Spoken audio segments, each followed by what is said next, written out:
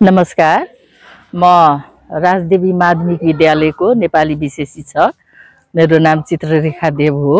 आजको कार्यक्रम अरूको दिनभन्दा म त अझै सफल भएको र अझै रोचक भएको, हाम्रो बालबालिकाहरूले पनि एकदम रमाई सहभागी भएको मैले महसुस गरेँ।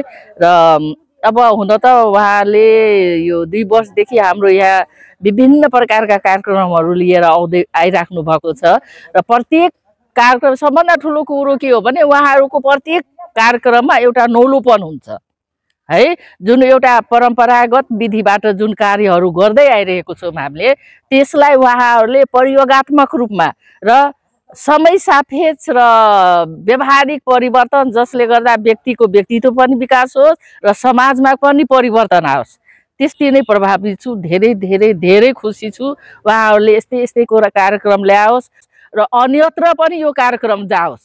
किनभने एउटा राजदेवी माविको बालबालिकाहरू शिक्षित, जानकार, राम्रो भएर मात्रै हुँदैन, समाज र मुलुक बनाउनलाई अरू क्षेत्रको बालबालिकाहरू पनि त्यसै रफ्तारमा अगाडि बढ्नु पर्यो।